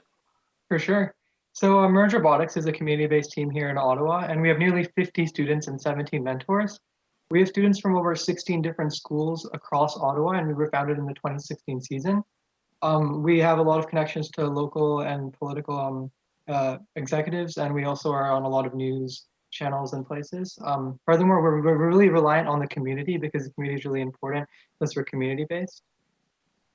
Yeah, so we rely on our sponsors for a lot of things, especially for more than just money as well, since we need space as well as tools because we don't have a school to provide it for us. One way we do this is we go to a lot of outreach events and we give to our community what the community gives to us. So if we go on to the next slide, we'll see a little bit about our community reach. So in the past 5 years, we have influenced a total of 250,000 people. And this year we have influenced 115,000 people this year alone. And so there's a list of some of our outreach programs that we've done. Of course, we've done a lot more than that. And one thing that helps us stand out at these events is our copious amounts of purple. As you can see from all those pictures, we use a lot of purple at our events when we promote FIRST and STEM, as well as our safety mascot, Chef the Safety Sheep. He helps promote safety to both kids and adults at all events. He makes sure that people wear safety glasses around the robot and things like that, and they're being safe. So there's Chef's Instagram and Twitter at the bottom there. You can go follow him, and he has an art contest on right now, so you can go participate in that. So yeah, another unique thing about our team is that we often build in multiple different locations. We've never had a permanent build space, so we have to take everything out of our build spaces at the end of the year and move to a different spot each year. So this year we've had 3 different build spaces. So we rely a lot on outside communication. So in the past few years, we've used Discord, but this year we switched over to Slack. And we've had over 20,000 Slack messages through the past 8 months on 17 different channels. So if you look at this graph here, you can kind of see the messages over time. The students joined between September and December-ish is where the students joined. Before that was just mentors. And then throughout the build season, the number of messages continuously went up until Carleton. And then we found out that it was canceled, and then there's like a big spike, and then you can see it drops down significantly after that. So another thing on our team is all our mentors are industry professionals. So we have no teachers on our team at all. So this is unique, and this is actually really helpful for our team because they bring their industry practices to our team, and so we can use it in our organization of the team. So here are some of the ways that we implement it. So we use a Gantt chart, which organizes all our tasks. So there's a bar for each task, and then it just basically helps us set deadlines and mark progress throughout the season so that we stay on task and we're able to get our robot done by our release date. We also do things called scrums, which is a full team meeting where one person from every sub team gets up and shares a bit about what they've done throughout the week or half week, because we do it twice a week. So they just update the team on what they've done, what they plan to do, who they need to work and stuff like that. Another unique thing about this is since it's a full team meeting, we often use something called plussing, which is where you make a little plus symbol like this. And that just indicates that you want to add on to a point rather than start a whole new point, and it helps discussion move along smoothly and nicely. So software uses something called a Kanban board, which is there's 3 sections and it's labeled to do, in progress, and done. And they have tasks on sticky notes, which they just transition from the different sections depending on what the progress of that task is. I have to say Kanban is by far my favorite project management methodology because it's so simple, because you just have, to do, in progress, and done. But it's also very visual, that you can really see the project. Because I think a lot of times with FRC teams, because there's so many different sub teams and there's so much like specific knowledge, it's hard to kind of know where the progress is at, especially early on before the robot's being built. Because at least when the robot's being built, you can see how much is done. But with Kanban boards, you see exactly what needs to be done, what's going on, or if there's too much stuff being worked on, if there's too much stuff in progress, you understand why stuff isn't getting done. So I absolutely love it. I'm really cool that you have a physical one there. I know a lot of teams use Trello for that. I know 1114 started using it, but Kanban is just such a cool sort of thing to use. It's really useful for teams. And I use it for basically every industry project I work on. Yeah, this is something that we actually implemented on our team this year because one of our mentors brought it to the team's attention because of their industry practices. So another thing that we use is Zoom calls, kind of like this. So we've using them throughout the entire season, especially because we build in multiple different locations. So it helps reduce travel time so that we don't have to travel from one location to the other location to have a full team meeting. We can just hop on a Zoom call. And it's especially important in times like this, we're still able to have full team meetings without being in the same location. So yeah, so our team is split up into 5 different sub-teams: business, design and fabrication, controls, software, and vision. And so now we're just going to get a little bit more into those sub-teams. So business does a lot of what I mentioned earlier. We organize the community outreach events, we organize team meetings, we talk to sponsors, we do our business plan, which also includes managing our budget and things like that. We also do a lot of the team branding and awards, such as writing the essay, the videos, things like that. And we're also one of the main links between our parent council, because we're so glad to have them, so it takes up a little of the pressure off of us. So next is our design and fabrication team, which is the team that I work on. Our name is pretty self-explanatory. So the first thing we do every year is after our kickoff, we take the information that we've taken out of that kickoff and we prototype possible subsystems for a robot. So for example, this year we prototyped several different methods of ball pickup. Once we've done our prototyping, we take the information away from that we've learned, and also what we have in our technical spec, which is a document outlining what we want the robot performance to be. For example, how long it will take us to drive the length of the field. And we create CAD models based off this information in a program called SolidWorks. Then once we've made all the models, we make drawings of our parts and we fabricate the parts and we then assemble it. We also sometimes 3D print and 3D design certain parts for our robots as well. Next slide. All right, so this year, these are our two robots. Our competition bot was named High Ground, and our practice bot was named the Senate. You can see there in the red bumpers is our competition robot, and in the blue is our practice bot. Okay, I love the names so much. Do you want to explain them to the audience? Absolutely. So every year, the way that we decide on our robot names is anyone can suggest a name and then we vote on them.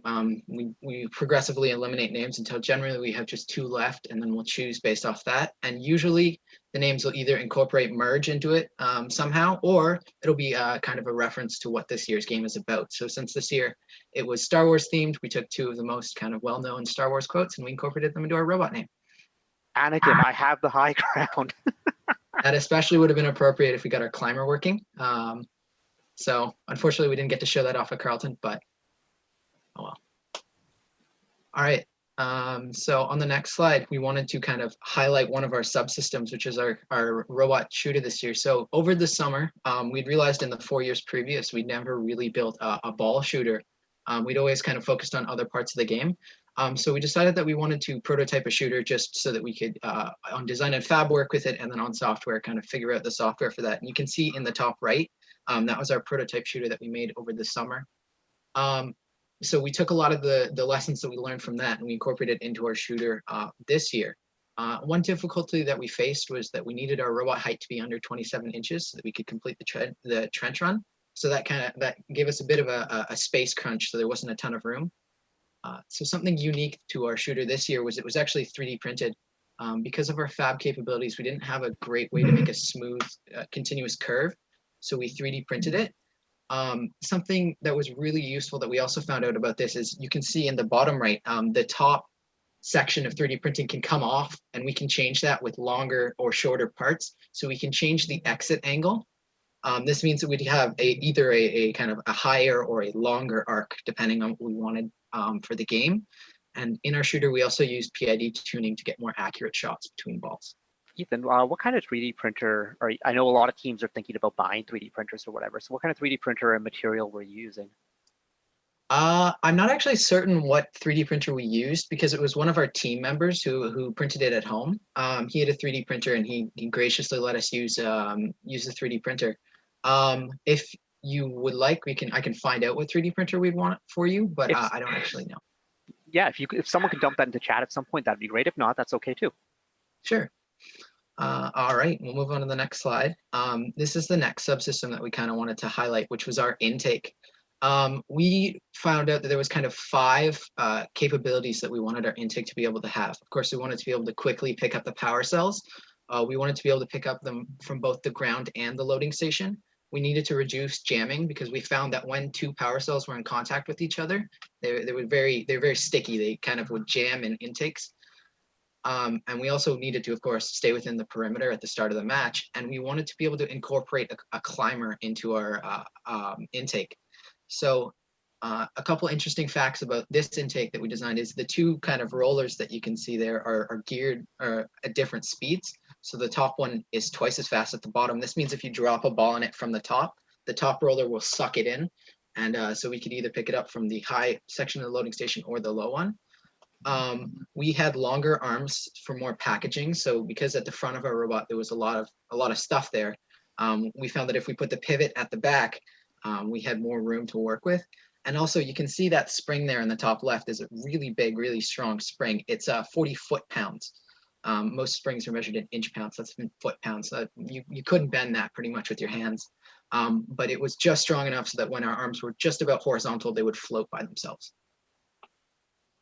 We also, of course, incorporated our climber design with this, which will be on the next slide. With the climber, we found that when the arms were up, it got us a good section of the way up to hanging, so that if we had a pivot at the very top of the arms with a hook on either side, that CAD model only has one of the hooks. There was actually supposed to be 2. That would be able to kind of latch onto the bar and then be pulled down by a winch at the bottom of our robot. So that's how our climber was incorporated into our intake. And then on the next slide, we detail some information about our control system. So like I mentioned earlier, we had a bit of a problem with the sizes. We needed to fit everything in, which was really important also because we had 10 motors on our robot this year. which was a lot. So we needed motor controllers and everything like that. So something innovative our controls team did is they had a whiteboard with magnets on the back of it, and they had wooden cutouts of the sizes of all the control systems, and they would stick them onto the whiteboard and draw out the routes for the wires. They also implemented some bling this year for driver assistance. So we had LED strips around our robot that would flash, for example, when we lined up with targets. We also used pigeon IMUs, an encoder, and some limit switches. So that was really useful for our control systems. Okay, so for software, we have nearly 20 students, and we break down into 4 parts: robot code, autonomous, vision, and Android. And since we have so many different students, we're actually able to specialize students into different sectors and different types of programming. In GitHub, we have 90 pull requests to the master branch, and every pull request is approved by at least 2 peers before merging to ensure that we have all the code tested properly, and something we like to call bulletproofing, which makes sure that the code works in circumstances that we may not even have thought of. We have nearly 630 commits over 60 different branches, and as Dana mentioned before, we use Kanban tasks and Kanban boards. We had 63 Kanban tasks, and we ordered them for to do, in progress, and complete. And this, like Karthik mentioned before, is a really good visual of seeing how far we've progressed and maybe seeing if we need to rearrange our resources to work more towards a certain goal or to another, because we can assign the tasks to different students or different groups of students. We also have daily stand-ups, and these are to make sure that we know what each person is doing in the software subteam. Since we have nearly 20 students, sometimes it's a bit hard to see which parts are getting done or if someone needs more help on a certain piece of code. And this sort of ensures that we know what everyone is doing and if they need any support for anything else. We also write, document, and comment our tests and test our code meticulously. So one thing really big about our software subteam is we want to make sure the code is as efficient as possible. So even if the code can already do the functionality it needs to do, we want to make sure that the code is very efficient and it's written in as few lines as possible and has a large functionality. This also makes sure that we can sort of review the code quickly and easily and document and comment it properly so that future software students can see the code and understand what's going on. So here we have 3 photos. And the first one, you can see 3 robots. In that build space, we use around 4 to 5 robots for testing code. Since we have so many students on the software subteam, we need to make sure that everyone's able to test their code accurately with as much time as they need to test. And so what we do here is we actually make sure that since the drivetrain is the same for all the robots that we use in previous years, we're able to test like autonomous code or even vision code on different robots to see how it works. In the third image here, you can see a few students here on the table here. And so what they're doing is they're testing code on that small robot that's connected to the RoboRio. So in September and November, when we get our rookie students coming in, depending on like, even if you're a beginner or advanced level programmer, we want to sort of show how to link theoretical programming to programming on a robot, because that is slightly different. And so what we do is we start with small robots like the ones you can see here on this table, and we sort of have a full module, a training module and a presentation to teach the students on how to program on a robot, and we progress from robots like these to the full robots that we used in past years. And here's a vision. So we actually separate vision slightly apart from the software subteam. And this is because we think that vision is sort of, it's slightly farther away from the robot because they're more linked to theoretical programming, which is more linked to like finding things in an image, such as going through the pipeline, right? And so the goal of vision here is to detect power cells and vision targets and calculate the yaw angle and the distance from the target. So they use 2 Raspberry Pi 4s and 3 cameras to get different angles and make sure the robot can find the targets as quick as possible from as many angles as possible. Vision also uses blink systems to notify the drive team of alignment to vision targets. So we actually have blink systems on the robot, and they change from like green, red, or yellow depending on the alignment of the robot to the outer port. And this sort of helps the drive team to know the alignment to the outer port, especially if there's like a robot or some kind of element on the field blocking the way to see the outer port. Lastly, we also use vision systems and autonomous coding for finding power cells and shooting accurately with vision targets. So what this essentially means is that even if elements move on the field, like if the power cell rolls to a different place, we can still find it using our vision systems, and we're able to incorporate that idea of change on the field, right? Not like hard coding a certain location, but rather finding the robot, even if it's pushed from a different angle or if it's, you know, moved from a different side. We use PID as well for that. And here's our robot video.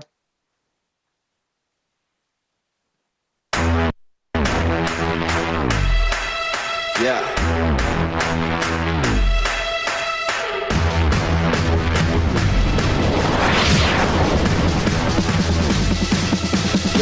As a boy, always knew I one day had the courage to be king.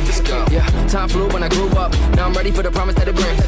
You only wanted me to screw up, but it's something that you're never gonna see. And everything that you hope for, yeah, it was only in a dream. Now I go on a roll, and I know that I'm never breaking down. I control all the flow of my soul, put a sword that is sewn in the ground. She always said it would be someday, seeing castles in the clouds. One way or another, when I step in the room, everybody better bow.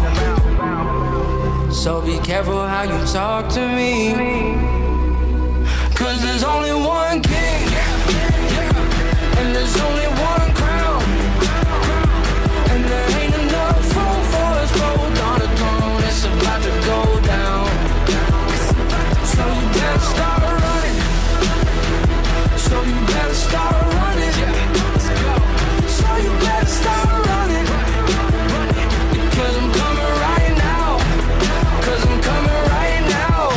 Huddle masses talking whispers, situation getting tenser. You should probably pay attention. Boy, you know I'm born to win it. Ever since I had the vision, when I speak, my people listen. We could start a new tradition. All the children, men and women, right now, gather around and burn it down. We're gonna start the kingdom from scratch. Far too many take advantage, but it ain't gonna happen like that. Time and time again, I wake up and enemies might attack. All that matters, in my opinion, is that the dynasty lasts. So be careful how you talk to me, 'cause there's only one king, and there's only one crown, and there ain't enough room for us both on the throne. It's about to go down, so you better start running, so you better start running, so you better start running, 'cause I'm coming right now, 'cause I'm coming right now. One king, and there's only one crown, and there's only one king, and it's looking like me. So you better start running, so you better start running, yeah. So you better start running, come on, come on. So you better start, 'cause there's only one king, and there's only one crown, and there ain't enough room for us both on the throne. It's about to go down, so you better start running, so you better start running, so you better start running, 'cause I'm coming right now, 'cause I'm coming right now, coming right now, coming right now, coming right, coming right, 'cause I'm coming right now.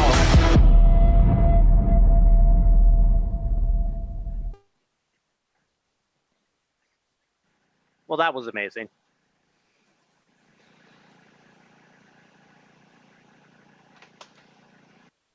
So keep going. Keep telling us what you got to tell us. Yeah, all right. I think now we were planning on opening it up to questions to see if anybody had any questions about the robot or Yeah, the team in we general. do have some questions. One specific robot question is, what led you to using the intake as part of your climb instead of doing it as a separate mechanism? So this was a really long discussion on the design and fab team. This was hotly contested. We put our climb as a stretch goal. We said that if we wanted to complete as much of the rest of the robot as we could, and then kind of address the climber if we had enough time and resources. And when designing the intake, it went naturally to having a pivot at the back because there was more space at the back, and that would kind of give us more room to work at the front to put some of our electronics. And we essentially were like, hey, this is really long, and when it's in our start position, which is when it's up, it's like halfway up to the bar. So if we kind of put something that would flip out, it would reduce our degrees of freedom. So it would mean that we'd have more kind of availability to do other improvements if we needed to. Makes a lot of sense. Cyrus, are there any other questions in chat you want to take a shot at? One question I see in chat that really is intriguing to me as well, because we have the same problem on my team, but how does your team get members engaged in software? And we see this on a lot of different teams, definitely on my team as well, and the person that's commenting, like, how do you get them engaged and actually wanting to join that department? For sure. So as mentioned before, we already do have a lot of software engagement, but if we try to recruit more students, we really try to show them how we use our code and how applicable it is to the robot, especially when we have these 4 different sub teams, you could say. We can sort of give students an idea to specialize on what they're interested in, since we have room to accommodate for students to work on what they like to work on, right? Yeah. Definitely. Thank you. So I just want to add on to what Ishan said. So at the beginning of our season, we start our season in September sometime. We have an open house where a bunch of new rookies come in. And then once we have everyone signs their forms, pays and all that stuff, we go through the first few weeks or months is just a learning curve, I guess. So we spend one meeting and it's just kind of like open grounds, and students go around to each station and learn a bit about the different sub teams and what you do on the different sub teams, and they can explore what they might want to do there. And yeah, so we have students talking about what they've done in the past and mentors talking about their leadership and if that stuff and things like that. That's awesome. Thank you so much. Another question is, this is a little bit different topic here, but can someone tell us a little bit more about Shep's current contest that's going on? Yeah, definitely. So right now on his Instagram and Twitter, we have an art contest, and it's basically just post your art. It can be any medium you want, and then tag, I think it's hashtag Shep Art Contest or something like that. You can check it out on both his Instagram and Twitter. All the information is there. Yeah. Well, thank you, Shep, for keeping us engaged in these times of social distancing. We've only got a little bit of time left here, so one quick question for each of you. What's your favorite part of the robot and why? I think personally, my favorite part of the robot is got to be the shooter. It was something new, like I mentioned. We'd never really done anything like that before. Not something like a high goal shooter. So I think personally, with the 3D printing and kind of all the work that went into doing that, I think the shooter's my favorite part. For me, I'd say, I'd say the intake was really interesting. I especially liked how we were able to incorporate that design for further functionality with the climber, and how you can sort of make a mechanism that can do more than one task. Yeah, I think my favorite part personally would be the bling. We've been trying for a few years and we've kind of got it in the past, but this year it looked pretty nice on our robot, at least from what I've seen of it. All right. Well, thank you so much, Team 2706. That robot looks fantastic. Really cool that you were able to share some of your project management methodologies with us. I think that's been really informative for our audience. And thank you, Shep, for being on the show. I mean, like, you are a true celebrity in our community, and I know you're really busy, so thank you for coming on. Bah. We love you too, Shep. All right. Thanks to Team 2706 and Cyrus. It seems like there's time to wrap up the show. Did you enjoy it? Oh my goodness, this was amazing. I had so much fun. Thank you so much for allowing me to be here today. And thank you. No. Thank you for being here and bringing your passion, your energy, your enthusiasm. It's so, it's just a big deal for us. You know, one thing I wanted to talk about just before we end up the show today, Pranit brought up a really interesting point where he said, you know, before he always kind of assumed that if he can figure out the rules, the team should be able to figure out the rules. And that's often a mindset that we get into, where it's like, if I can do it, someone else can. But true leadership involves empathy. And empathy is understanding that not everyone has the same opportunities, privileges, and abilities that you do. So if you're saying, well, I figured it out, someone else should be able to, maybe try and figure out why they haven't been able to figure it out. Try and see what obstacles that they have and look to overcome them. And I thought that was a really cool story for Pranit as a head referee and as a leader in our community. He saw this one team, and it would be very easy to lambaste the team. Well, you showed up, you didn't even know the rules, you know, figure it out.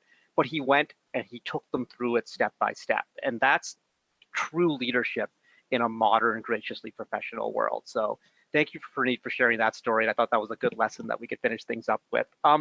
we're back tomorrow. We've got a really exciting show. We got a team showcase, our first one with an FTC team, Team 3491 from British Columbia. So our first BC team and our first FTC team. That's going to be great. We've got two awesome storytime segments. We've got two people who've made the journey from FLL all the way to FRC. We've got Brennan Bibick, who's a game announcer and the drive coach for Team 4476. And we have one of my former FLL students, Shifa Abbas from Team 188. So that's going to be awesome. She's a mentor there now. And we have a team showcase with the winners of the Durham College District event. Bam, bam, bam, bam, bam, Team 2200. So it's going to be absolutely amazing. Reminder, everyone, wash your hands, stay safe, and have fun. And we'll see you tomorrow for First Canada Live.